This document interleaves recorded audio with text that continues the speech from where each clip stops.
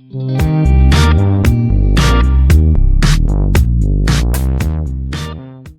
वालेकुम dear students, मैं आपका टीचर बिलाल वेलकम करता हूँ आपको ऑटोकैड की 3D क्लास नंबर 2 के अंदर। क्योंकि वैसे तो हमारी क्लासेस 30 क्लास नंबर है, ठीक है। तो हमारी जो 3D की क्लास है वो आज हमारी सेकंड क्लास है। तो कल की क्लास में हमने कुछ बेसिक्स चीज़ें देखी थी अपनी क्लास के अंदर। तो आज हमने कुछ मज़ीद चीज़ें देखनी है, जैसे कि हमने 2D के अंदर पहले कुछ क्लासेस के अंदर देखा था। तो इसी तरह हमने पहले 3D के अंदर कुछ कॉन्सेप्ट्स क्लियर करने हैं ताकि हम उसके ऊपर कुछ काम कर सकें सही से, ठीक है। तो यहाँ पे आज हमने कुछ और चीज़ें देखनी जो कि इसमें रहती थी। कल की क्लास में मैंने आपको यहाँ पे एक बेसिक सा रूम बना के दिखाया था 3D के अंदर। तो आज हमने कुछ सेटिंग्स देखनी है मज़ीद इसके अंदर जो हम कर सकते हैं, पॉसिबल सेटिंग्स हैं जो कि हमें करनी चाहिए। तो आज की क्लास में हमें वो देखनी है। तो उससे पहले यहाँ पे मैं आपको बताता चलो कि यहाँ पे हमारे पास 3D के अंदर काम करने के लिए हमारे पास यहाँ पे कुछ मोड्स होते हैं जिनकी हम सेटिंग यहाँ से करेंगे आज की क्लास के अंदर। तो यहाँ पे हमने जब 3D के अंदर काम करना है तो आप 2D मोड के अंदर रहते हुए भी आप काम कर सकते हैं, यानी 3D का जैसे मैंने कल आपको करके दिखाया था हमारा 2D मोड ही था। बट अगर आप चाहते हैं कि आपको थोड़ी सी आसानी हो, ये सारे के सारे जो टूल्स हैं ये सारे के सारे 2D टूल्स हैं। यानी आपने लाइन लगानी है तो 2D लाइन लगेगी, ठीक है। सर्कल लगाना है तो 2D सर्कल लगेगा, रेक्टेंगल बनाना है तो 2D रेक्टेंगल बनेगा, ठीक है। ये तमाम सारे के सारे टूल्स 2D के हैं। अगर आप चाह रहे हैं कि आप अपने काम करना है टोटली 3D के अंदर तो फिर आपको यहाँ से मोड कन्वर्ट करना होगा, आप कन्वर्ट कर सकते हैं। तो ऐसा होगा कि मैं आपको 2D के अंदर रहते हुए भी 3D बनाना सिखाऊंगा मोड के अंदर, यानी बगैर मोड चेंज किए भी आप काम कर सकते हैं, डैट इज़ पॉसिबल। पर अगर आप थोड़ी सी आसानियाँ चाहते हैं, आपको टूल्स और कमांड्स ज़्यादा ईजिली मिल जाएँ तो आप उसको कन्वर्ट कर लें 3D मोड के अंदर, आपको ज़्यादा ऑप्शन मिलेंगे वहाँ पर। तो आपको दोनों मेथड दिखाता हूँ। यहाँ पे आज की क्लास हमारी थोड़ी सी सेटिंग के ऊपर होगी और कुछ हम नया देखेंगे इसके अंदर। तो सबसे पहले हमने चले जाना, यहाँ पे हमारे पास एक सेटिंग का आइकन आ रहा है, देखिए यहाँ पे वर्क स्विचेस का ऑप्शन आ रहा है, स्विचिंग वर्क स्पेसिस स्विचिंग का ऑप्शन आ रहा है। यहाँ पे वर्क स्पेसिंग में जाना है, यहाँ से ये हमारे पास छोटा सा एरो बना रहा है, इसको आप क्लिक करेंगे। यहाँ पे देखिए हमारे पास सारे डिफ़ॉल्ट जो हमारे पास सेटिंग जो होती है उसके अंदर लगा हुआ अभी। तो यहाँ पे हमारे पास आ रहा है जी 3D बेसिक और 3D मॉडलिंग। जब हमने 3D के अंदर काम करना तो यहाँ पे हम करते हैं फिर 3D मॉडलिंग के ऊपर क्लिक। मैं जैसा अब यहाँ पे क्लिक करूँगा थोड़ा सा टाइम लेगा और उसके बाद लोड हो जाएगा।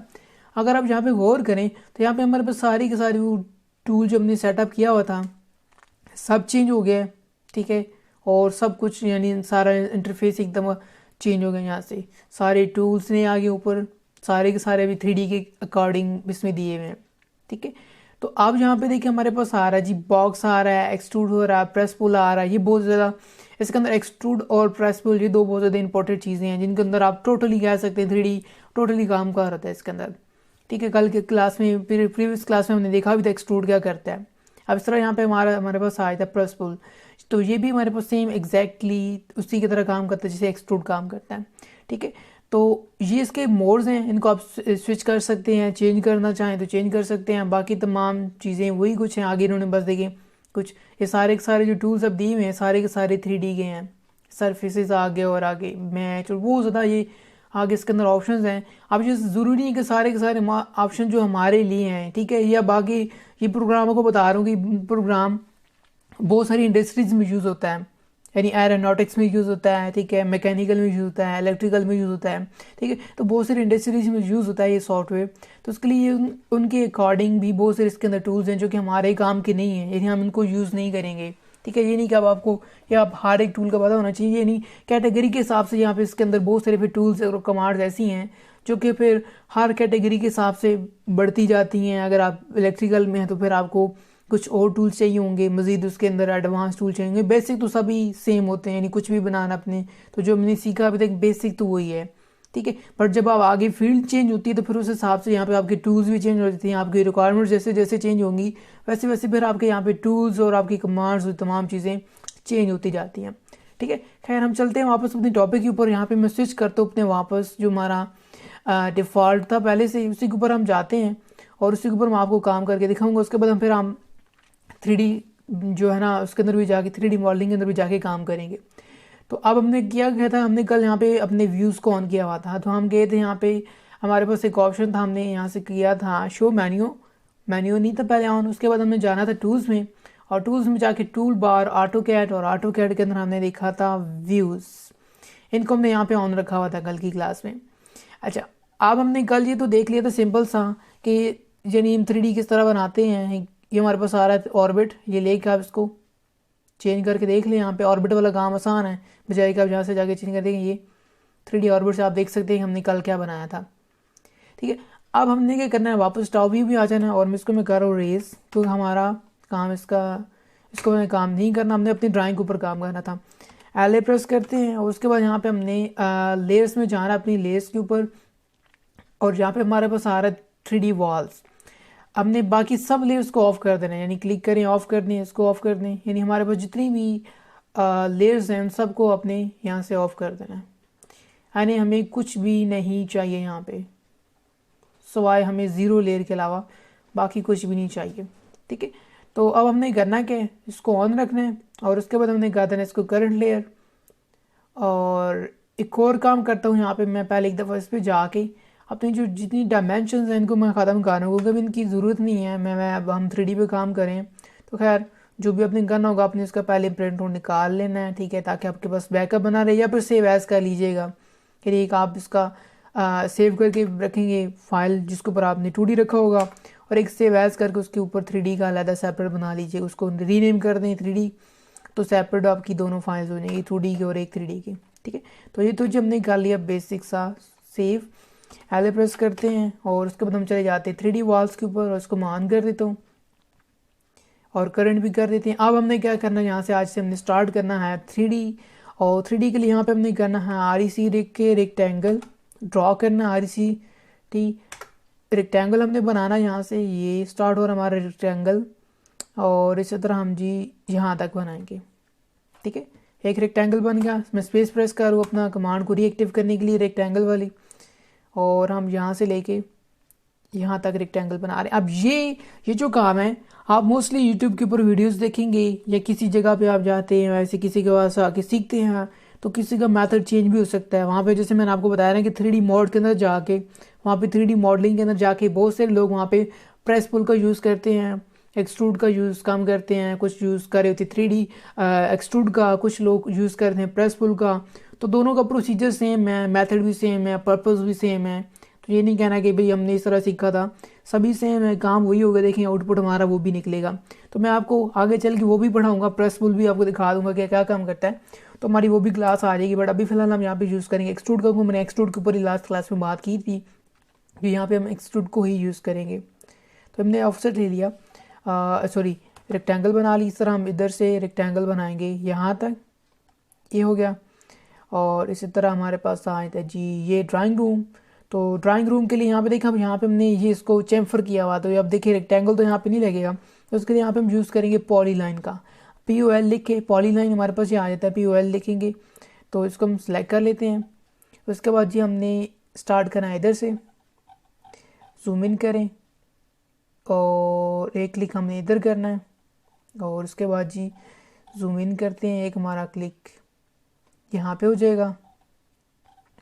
इस तरह हमारे पास एक क्लिक इधर हो जाएगा,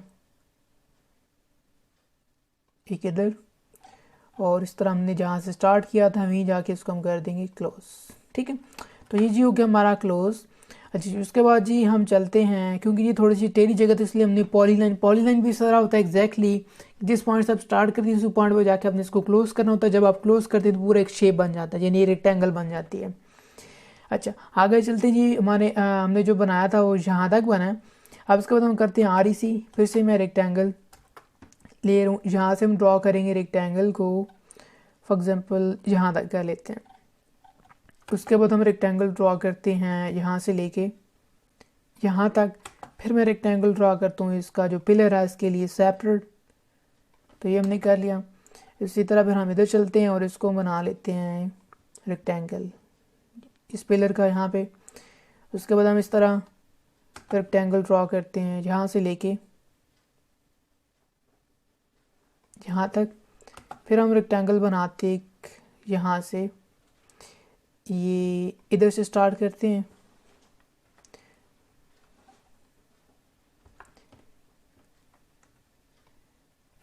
REC लिखते हैं दोबारा से, REC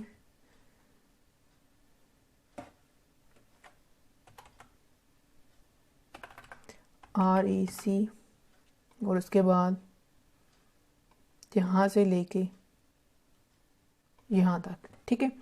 तो ये जी हमारा हो गया सारा का सारा कंप्लीट। अब हमने क्या करना, ऑफसेट लेना है। यहाँ पे हमारी सारी दीवार 9 इंचेस ही थी, तो हमने यहाँ पे कर लेना है इसका ऑफसेट इधर, इसका ऑफसेट ले लेना बाहर की तरफ। अब सारा का सारा ऑफसेट बाहर होगा।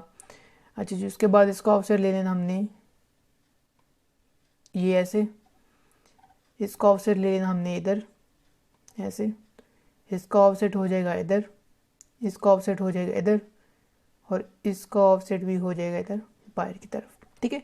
तो ये जी हो गया हमारा सारा कंप्लीट। अब हमने LA प्रेस करना, उसके बाद हमने क्या कर देना, जीरो लेयर को भी हाइड कर देना यहाँ से। ये तेने हमने नीचे बस उसको रखा था एक स्केच बनाने के लिए, ताकि हम जो रेक्टेंगल्स बना रहे हैं सारी की सारी हमारी 3D के अंदर भी लग जाए। तो यहाँ पे मैंने बना के उसको मैंने हाइड कर दिया। सारी की सारी जो रेक्टेंगल्स हमने बनाए, देखिए फाइनल हमारे पास वही एक लुक दे रहा है सारी की सारी, ठीक है। अच्छा, अब हमने करना क्या, यहाँ पे इसको करना है, सबको एक्सट्रूड करना है, ठीक है। तो एक्सट्रूड करने के लिए यहाँ पे EXT लिखेंगे हम, यहाँ पे इसको एंटर करते हैं और सारी इन सब शेप्स को हम सिलेक्ट कर लेते हैं। ये कर लिया, ठीक है। तो देखिए हमारे पास सारी की सारी शेप सिलेक्ट हो गई। अच्छा, उसके बाद हमने क्या करना है यहाँ पे कि हमने यहाँ पे इसको एक्सट्रूड करना। तो उसके लिए यहाँ पे हमने पढ़ना, राइट क्लिक करना है, इंटर करना, और इंटर करने के बाद यहाँ पे हमने साइज़ देना हमारे पास होना चाहिए। जो हमारी दीवार होती है इसका हमारे पास साइज़ होता है 10 फीट का। तो यहाँ पे मैं 10 फीट दे रहा हूँ, इसका इंटर करते हैं। तो ये एक्सट्रूड हो गया। यहाँ पे 3D ऑर्बिट लगा के बेशक चेक भी कर सकते हैं, ठीक है। देखें बन गया ना सारे के सारे रूम्स। अब ये तो आगे हमने एक्सट्रूड नहीं ना किया, इस वजह से अभी तक नहीं बना। तो वापस आ जाते हैं टॉप व्यू के अंदर, और टॉप व्यू के अंदर आके यहाँ पे हमने क्या करना जी, यहाँ पे फिर से मैं कर रहा हूँ एक्सट्रूड। और एक्सट्रूड आप किसको करना, हमने यहाँ पे फॉर एग्जांपल यस, ये हमारे पास रह रहा है EXT लिखते हैं। और उसके बाद हमने इसको सिलेक्ट करना है, अंदर से सिलेक्ट कर लें, इसको सिलेक्ट करना हमने, इसको करना है, और इसको करना है, इसको, ये रहा। राइट क्लिक करते हैं, यहाँ पे इंटर करते हैं, और यहाँ पे हमें इसको कितना एक्सट्रूड करवाना, वो तो होगी हमारी दीवारें 10 फीट की। अब ये जो हमारे जो कमरे हैं उनसे जो बाहर की दीवार होती है वो कम ही होती थी। यहाँ पे इसको मैं कर रहा हूँ 6 फीट यानी ऊंची दीवार है, तो 6 फीट कर देते हैं। आप यहाँ पे करते हैं जी ऑर्बिट को ऑन, या फिर आप उधर व्यूज़ भी चेंज भी कर सकते हैं, दोनों काम वही सेम ही है। देखिए ये हमारी यानी घर की दीवार जो बाहर वाली होती है ना, मेन दीवार, तो उसकी बात कर रहा हूँ। तो ये जी बन गया हमारे पास 6 फीट की दीवार। कैसा है, ये सही हो गया ना। देखें वापस आए थे टॉप व्यू के अंदर। अब हमारे पास रह गए मेन पिलर्स। तो अब हमने क्या करना है, फिर से EXT लिखना है, इसको सिलेक्ट करना है, सॉरी साथ वाला सिलेक्ट हो गया, EXT लिखा, एंटर किया, EXT, इसको सिलेक्ट किया, साथ ही इसको सिलेक्ट किया, और राइट क्लिक किया और एंटर कर दिया। अब यहाँ पे हमने जो इसका हाइट देना है वो 7 फीट है, ठीक है। हमने एक्सट्रूड कर दिया यहाँ पे 7 फीट। अब मैं इसका व्यू चेंज करता हूँ, यहाँ पे मैं साउथ वेस्ट कुछ भी एक व्यू लगाता हूँ, ये देखें, यानी कोई सा भी कर सकते हैं, साउथ वेस्ट ईस्ट कुछ भी कर लिया आपने, देखें। तो ये जो कि हमारे पास पिलर, देखिए पिलर हमेशा घर के ऊंचे ही होते हैं, थोड़े से दीवार के जितने, सॉरी क्योंकि हमारा जो गेट होता है वो 6 फीट होता है, तो उससे थोड़ा थोड़ा नीचे होते हैं पिलर, बड़े होते हैं, और दीवार से भी बड़े होते हैं। तो देख ले बिल्कुल ये परफेक्ट हो गया। अच्छा, अब हमने एक और काम करना है यहाँ पे कि हम टॉप व्यू पे वापस आते हैं, और टॉप व्यू में आके हमने UNI की कमांड देनी है, यानी यूनाइट करने की हमने इसको, यानी हमने यूनियन कर देना है। इन सबको सिलेक्ट करें, इसको भी सिलेक्ट करें, इसको भी सिलेक्ट करें, ठीक है। और इसको हमने कर देना यूनियन। एक और काम करते हैं, पहले यूनियन करने से पहले भी इसको हम करते हैं सब्ट्रैक्ट ज़रूरी है करना। तो उसके लिए यहाँ पे हम क्या करते हैं जी, हम इसको करते हैं वापस 2D के अंदर कन्वर्ट। तो उसके लिए हमने कल एक पढ़ा था, कमांड पढ़ी थी हमने कि उसको 2D में कैसे कन्वर्ट करना है। तो यहाँ पे हमने लिखना है 2D वायर फ्रेम, 2D में कन्वर्ट हो जाएगा वापस। यहाँ पे इसको करने हैं सब्ट्रैक्ट, SUB लिखते हैं सब्ट्रैक्ट। पहले हमने सेलेक्ट करना है सब बाहर वाले, जो बाहर वाले रेक्टेंगल्स हैं ना, सबको सिलेक्ट करते जाएं। ये हो गया, उसके बाद ये हो गया, ठीक है। तो खैर इसका तो आगे है ही ना, सिर्फ यही एरिया है।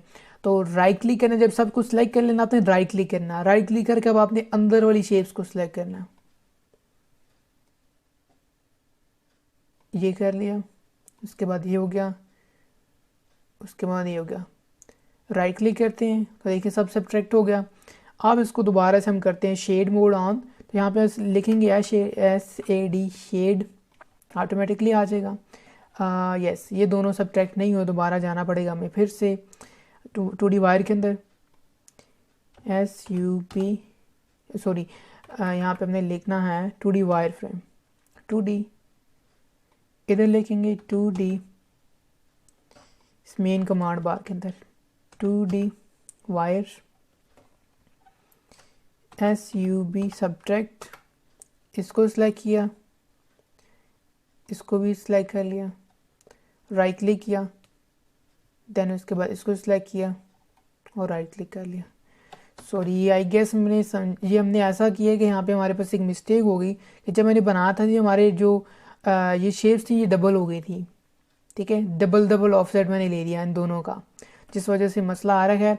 देख लेते हैं, मैं दोबारा इसका शेड ऑन करता हूँ, यहाँ पे शेड देखें, यस इसका यही मसला है कि हमने जो बनाया है ये डबल हुआ है। तो इसको मैं एक दफ़ा रेस करता हूँ ऊपर वाले को, यस देखिए ये डबल हुआ था, इसको हम करते हैं रेस, ये हो गया, सही है, वो डबल हुई थी शेप से, इस वजह से सब्ट्रैक्ट नहीं हो रहा था।